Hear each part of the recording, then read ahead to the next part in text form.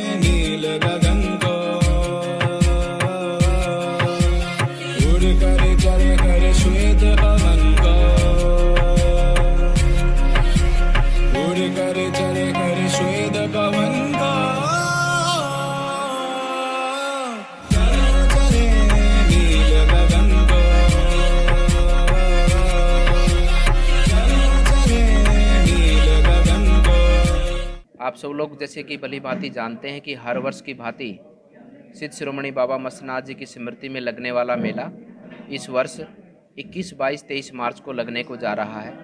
मेरा आप सबसे निवेदन है कि इस मेले में आप सब लोग पहुँचे और बाबा मस्तनाथ जी से आशीर्वाद प्राप्त कर अपने और पूरे विश्व की मंगल कामना के साथ में अपने जीवन को आगे बढ़ाएं। इस मेले में आकर आप सब लोग आने के वक्त कोरोना की गाइडलाइन का निश्चित रूप से पालन करें। हम सबको सजग रहना है और हम सब अपने आप को कोरोना से बचाएंगे तो निश्चित रूप से पूरा देश कोरोना से बचेगा। इसी भाव के साथ में आप सबको मैं आमंत्रित करता हूं कि आप इस पावन सिद्ध शिरोमणि बाबा मस्तनाथ जी के मेले में पहुंचकर अपनी आस्था के साथ में पूरे विश्व के कल्याण की कामना के साथ में इस मेले के अंदर अवश्य रूप से पधारें। उत्तर भारत के हरियाणा प्रांत में रोहतक की पावन धरा स्थल बोहर पर परम सिद्ध शिरोमणि जोरंगीनाथ जी महाराज की तपोस्थली संपूर्ण भारत में प्रसिद्ध है। स्थल बोहर का ये प्राचीन मठ 8वीं शताब्दी से लेकर अब तक सामाजिक, धार्मिक और सांस्कृतिक उपलब्धियों का जीवंत स्थल रहा है। भारत देश के इतिहास में नाथ संप्रदाय के इस स्थल का अत्यंत महत्वपूर्ण स्थान है। ये मठ आमजन और संतों को दीक्षित करके आत्म साक्षात्कार और जन कल्याण में प्रवृत्त होने की प्रेरणा देता आया है। यहाँ से शिक्षा प्राप्त करके अनेक ऋषि मुनियों ने केवल उत्तर भारत में ही नहीं बल्कि संपूर्ण दुनिया में ज्ञान का प्रचार प्रसार कर अपना परचम फहराया है। इस मठ में बाबा मस्तनाथ जी महाराज ने कई वर्षों तक कठोर तपस्या से अपार सिद्धियों को प्राप्त कर जनमानस के अनेक कष्टों का निवारण किया है। संत परंपरा के अंतर्गत यहाँ परम सिद्ध तोतानाथ जी, योगीराज मेघनाथ जी, मोहरनाथ जी, चेतनाथ जी, पूर्णनाथ जी, महंत शिरोनाथ जी, महंत चांदनाथ जी और वर्तमान गद्दीशीन मठ योगी बालकनाथ जी हैं। महंत चांदनाथ जी योगीनाथ के कार्यकाल में अनेक संकाय संचालित किए गए, जिनके मुख्य रूप से management college, engineering college, nursing college, physiotherapy college, pharmacy college, law college, मानविकी संकाय, शिक्षा संकाय प्रमुख हैं। बाबा मस्तनाथ विश्वविद्यालय के वर्तमान कुलाधिपति महंत बालकनाथ जी योगी सांसद अलवर लोकसभा क्षेत्र राजस्थान के निर्देशन में ये विश्वविद्यालय दिन प्रतिदिन उन्नति और विस्तार के नए कीर्तिमान हासिल कर रहा है। ये विश्वविद्यालय शिक्षा और गुणवत्ता के क्षेत्र में मील का पत्थर है। यहाँ का विशाल परिसर और शिक्षा के लिए उत्तम संसाधन कुछ वर्षों का ही नहीं बल्कि कई सौ वर्षों की तपस्या और साधना का फल है। खबर हरियाणा के रेवाड़ी से है, जहां पर तड़के सुबह एक बड़ा हादसा टल गया। बता दें कि NH 48 की घटना है, जहां पर एक ट्राला जब सड़क से जा रहा था उस समय बिजली की तार टूटने से वो ट्राला करंट की चपेट में आ गया और अचानक ट्राले में आग लग गई। चलते ट्राले में ये आग लगी है, बिजली की तार टूटने से ये आग लगी है, जिसके बाद लोगों ने मौके पर दमकल की गाड़ियों को बुलाया, जिसके बाद दमकल की गाड़ियों ने मौके पर पहुंचकर आग पर कड़ी मशक्कत के बाद काबू पाया है। बता दें कि जयसिंहपुर खेड़ा बॉर्डर पर यह हादसा हुआ है, जिसमें चलते ट्राले में अचानक आग लगी है। हालांकि क्षति अभी तक कोई नहीं हुई है, लेकिन जब तक दमकल की गाड़ियां आग बुझाती तब तक ट्राला पूरी तरह से जलकर खाक हो गया था।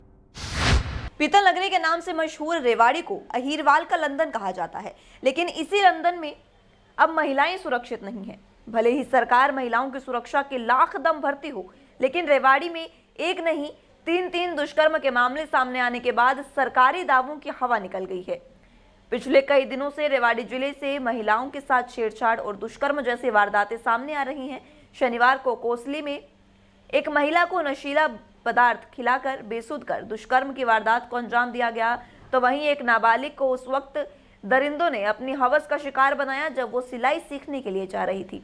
वहीं तीसरी घटना रेवाड़ी थाना के मॉडल टाउन के एक कॉलोनी से सामने आई है, जहां एक मजदूर परिवार की 9 साल की बच्ची को एक घरेलू नौकर ने उस वक्त शिकार बना डाला जब वो अपने 7 साल के छोटे भाई के साथ दुकान पर सामान लेने गई थी। आरोपी ने पहले पीड़िता के छोटे भाई को वहां से मारपीट कर भगा दिया और फिर जबरन बच्चे के साथ घिनौनी वारदात को अंजाम दिया।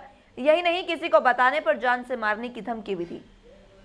वहीं घटना से डरी सहमी बच्ची ने घटना की पूरी जानकारी जब परिजनों को दी तो उसके बाद आरोपी के खिलाफ पीड़ित परिवार ने पुलिस को शिकायत दी, लेकिन शिकायत से पहले परिवार को क्या कुछ झेलना पड़ा वो आप उन्हीं की जुबानी सुनिए।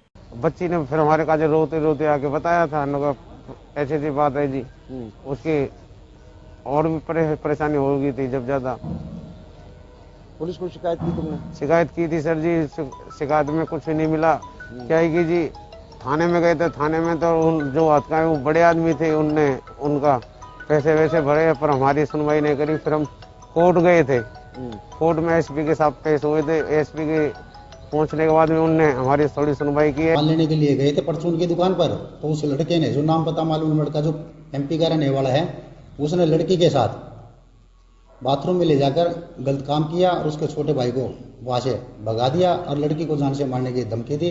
इस अवैध में हमारे पास ये दरखास्त आई थी, जिसमें हमने मुकदमा दर्ज कर दिया है। जिन धाराओं के अंदर मुकदमा दर्ज हुआ है वो 342, 506 और 6 पोस्को एक्ट दर्ज किया है।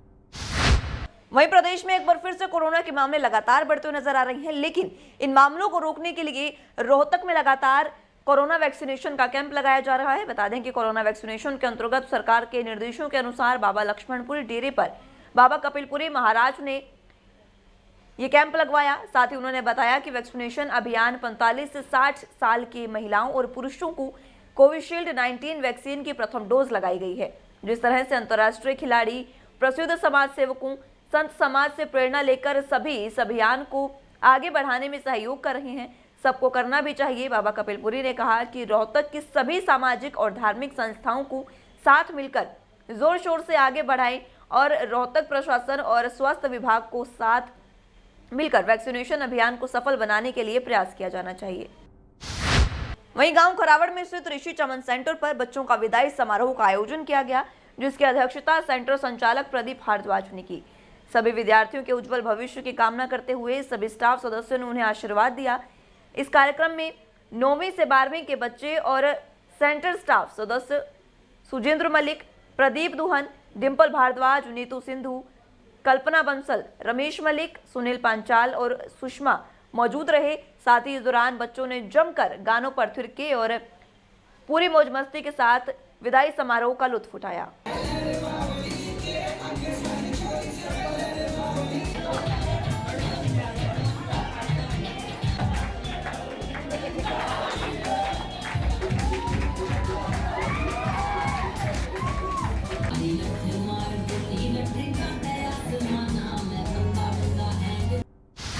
फिलहाल के लिए इतना ही। आप जुड़े रहिए न्यूज इंडिया के साथ। नमस्कार।